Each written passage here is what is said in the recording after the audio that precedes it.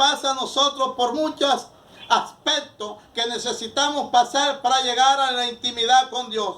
Porque no todo el que ora intima con Dios, pero todo el que intima con Dios ora. Es una palabra de gran importancia en la que esta mañana escuchamos de la boca del pastor Ibáñez. De manera que Elías necesitaba ser quebrantado, pero no era suficiente con el quebrantamiento que iba a pasar. Ahora necesitaba ser refinado. El primer proceso que debe pasar para yo tener intimación con Dios es el quebrantamiento. Pero luego dice la Biblia que pasado algunos días, el versículo 7, se secó el arroyo porque no había llovido sobre la tierra. Y allí Dios le dio una palabra en el 8 y le dijo, el 9, levántate y vete a Sarepta de Sidón y mora allí, porque yo he dado orden a una mujer que te sustente. Impresionante. Primero lo lleva a un arroyo, donde se vale unos cuervos para que allí le lleven carne asadita, para que esos cuervos le cierra Dios el pico y se los abre delante de Elías. Pero ahora lo va a llevar a una viuda, donde esta viuda ya estaba en las últimas para morirse, ya estaba en el final de la cuarentena, ya estaba esta mujer que se moría, ya no tenía nada. Dice la Biblia que Dios llevó hasta Sarepta de Sidón, un pueblo totalmente gentil y pagano, y allí llevó Dios a esta mujer primero para que le proveyera, y esto era un acto de fe. Sarepta significa refinación. ¿Y qué refinación? El proceso por el cual un joyero, un orfebre pasa una joya para convertirlo en maleable, para poderlo trabajar. Así que ahora iba a pasar por un refinamiento. Primero entró en el quebrantamiento y pasó el quebrantamiento. Ahora lo iba a refinar. Porque cuando nosotros, que somos joyas, somos perlas, somos instrumentos para la honra y gloria de Dios, si a estas cosas que le llaman piedras preciosas tienen que ser pulidas, si nosotros somos instrumentos de uso para la gloria de Dios, Dios tiene que quebrantarnos y tiene que pulirnos. Dice la Biblia que entonces llegó a Sarepta, donde la viuda.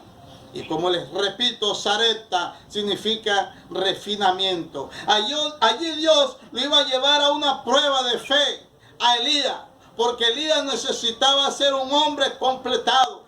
Dios necesita hacer todos los complementos necesarios en nuestras vidas para nosotros poder ser instrumento útil en sus manos.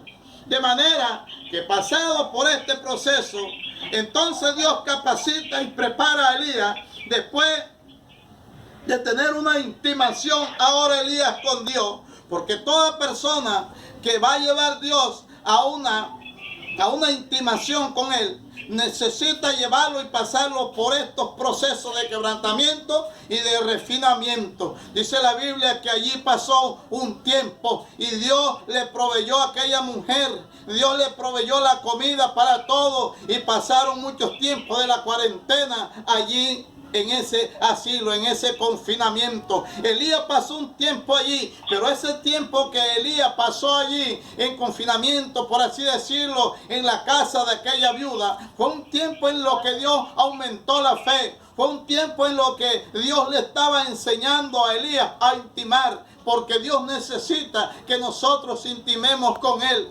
Dios no nos puede revelar lo que Él quiera si nosotros no intimamos con Él. Necesitamos intimar con Dios, necesitamos meternos en su presencia, necesitamos entender los propósitos por los cuales Dios nos ha llamado, para poder comprender su visión, para poder entender los propósitos de Él para con nosotros.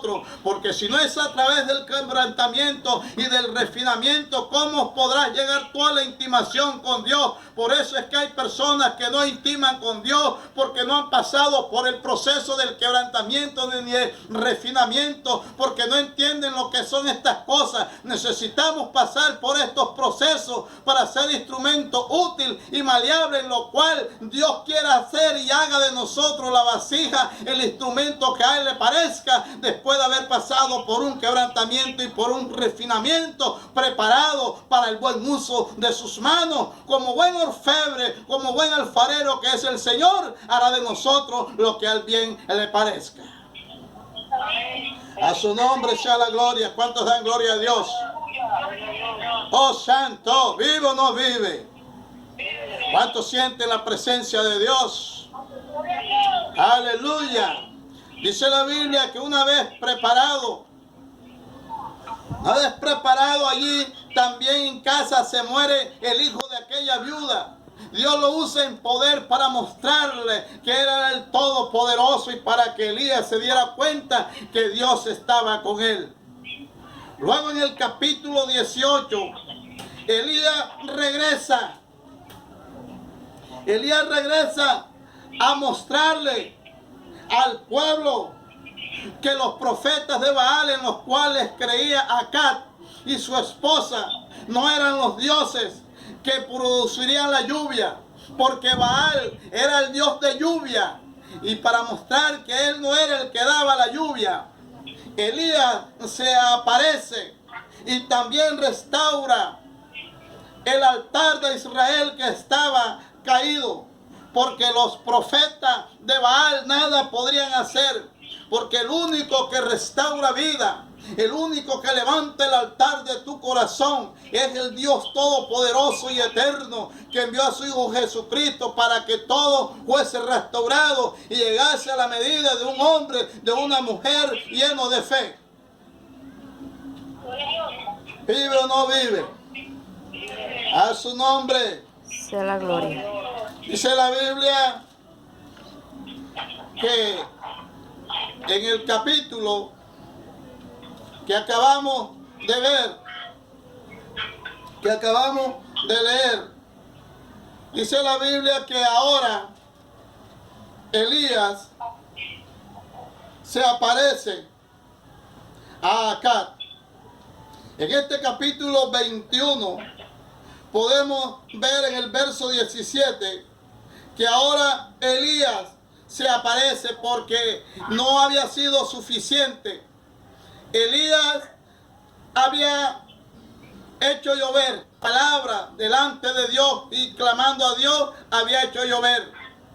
Pero aún acá no se daba cuenta de los milagros que Dios hacía, ni del poder con el que Dios usaba a Elías. Dios ahora hace que Elías se muestre acá con una sentencia final y terrible. Acá había cometido un homicidio de manera indirecta, porque cuando los hombres no tienen el carácter para soportar o para dirigir, y la mujer es la que toma el direccionamiento cuando no es competencia de eso para estos casos, porque el rey era él y era el que tenía que tomar las decisiones. Pero cuando el hombre no es el que dirige en algunos aspectos, entonces las cosas se tornarán difíciles.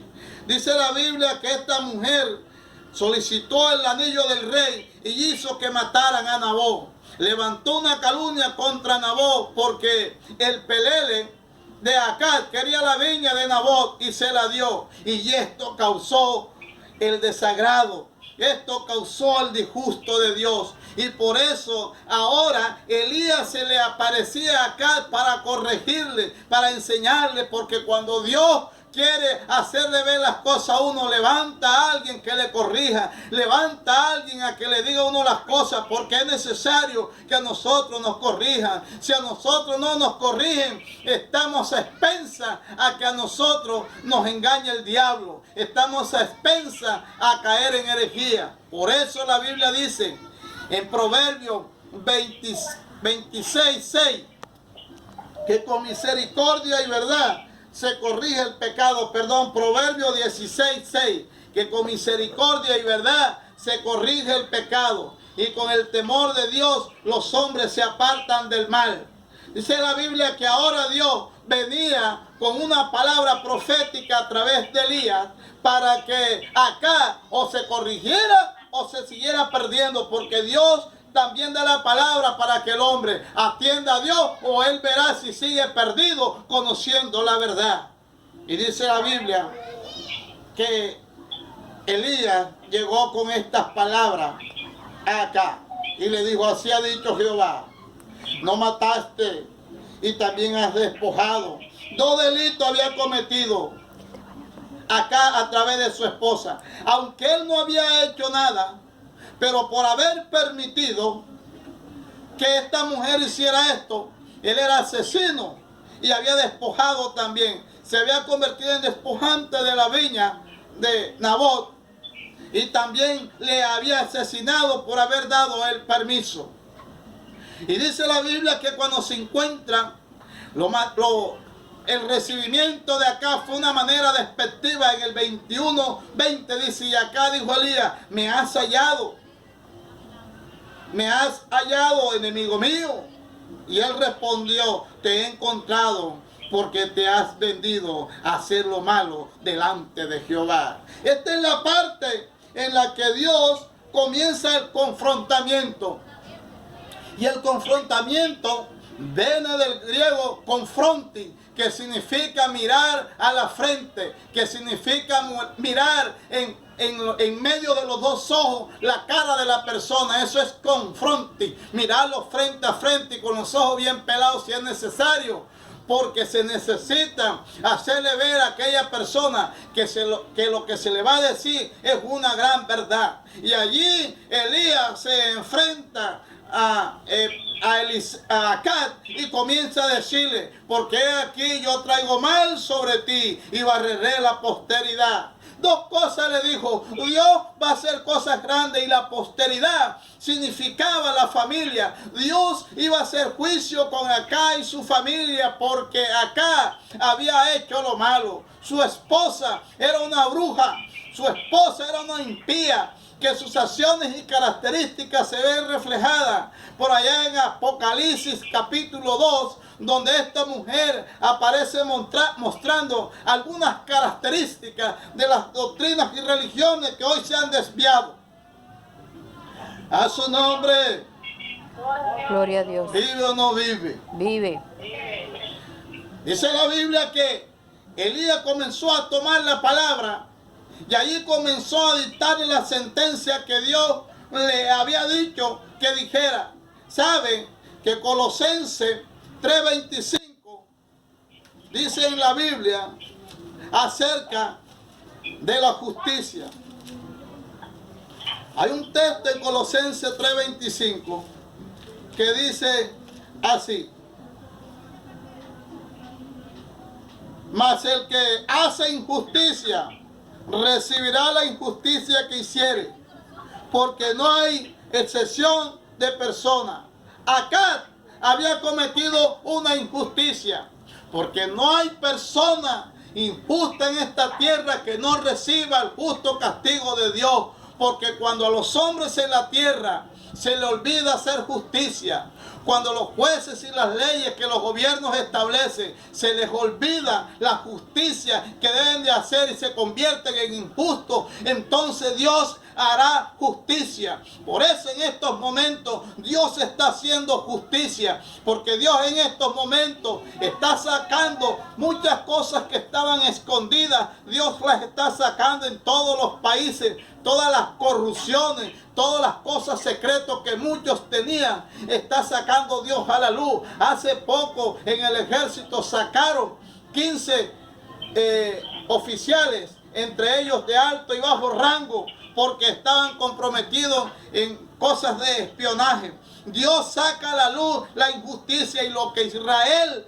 pensaba que era sencillo, porque era el rey el que había dado, la mujer del rey que había dado muerte a Nabot. Todo el mundo pensó que era justa la muerte de Nabot, porque se había levantado contra el rey en una calumnia que había planeado la mujer de acá. Pero lo que es injusticia en lo secreto, Lo que la gente no ve, Dios sí lo ve. Y por eso Dios se levantó en contra de acá para hacer justicia, que no haría la familia de Nabot, que nadie la podría hacer. Por encima de los reyes, por encima de los poderosos de esta tierra está Dios. Y Dios está para impartir justicia y para favorecer a aquella persona que no tiene que le haga justicia. Y Dios hizo justicia por Nabot, en el cual nadie pensaba que en Israel se haría justicia por la vida de este hombre. A su nombre. Gloria. ¿Vive o no vive? Vive. Dice la Biblia que dio la sentencia. Y estas palabras sirvieron para que acá se diera cuenta de su estado. Porque hay gente que está mal y cree que está bien. Acá creía que estaba bien. Pero Dios levantó al profeta. Así que si usted cree que está bien, pero Dios le está hablando a través de esta palabra, corrija su vida, corrija su comportamiento, ajuste lo que necesita ajustar. Porque esta palabra no solamente es para mí, sino para usted también. Para que usted lo que tenga que configurar en su vida, lo configure. No espere que Dios levante un profeta públicamente y le haga ver las cosas en las cuales fácilmente usted puede confesarla a Dios y decirle: Señor, he pecado, he fallado contra ti. No espere que Dios tenga que levantar un profeta para anunciarle, así como acá levantar a un Elías, levantar a cualquier otro y denunciar públicamente su pecado, el cual usted cree que lo tiene oculto y que nadie sabe. A su nombre sea la gloria. Por eso me agrada y por eso es que es bueno que Dios hable una palabra profética y desenmascare al que tenga que desenmascarar. Porque cuando Dios da una palabra profética, aunque el que está pasando por la vergüenza le parezca que esto está mal, es lo mejor que puede ocurrir para tu vida. Porque esto es misericordia, esto es amor de Dios. Aunque a ti te parezca que este acto de disciplina sea algo fuerte y que Dios no tenía que proceder así. Dios procede como Él quiera. Dios procede como a Él le dé su gana, porque Él es soberano, porque Él es todopoderoso. Y la Biblia dice que ni la hoja de un árbol se cae si no es por su poder. Lo que Dios decide hacer y lo que Él quiere hacer, lo hace porque Él sabe lo que está haciendo. ¿Y quién le podrá decir cómo lo hace o por qué? Si Él es el que tiene el poder para hacer como quiera y hacerlo, porque Él es Dios y no se equivoca. A su nombre. Podemos ver que Dios dio la sentencia contra este hombre. Impresionante, terrible lo que pasó con este hombre. Dice la Biblia que acá, que sucedió que cuando acá oyó estas palabras, rasgó su vestido y puso cilicio sobre su carne. Ayunó y durmió en cilicio y anduvo humillado. Qué bueno que acá entendió lo que Dios le había hecho. Porque hubieron muchos profetas, muchos reyes en Israel, que cuando el profeta les habló, los sometieron a pan de angustia.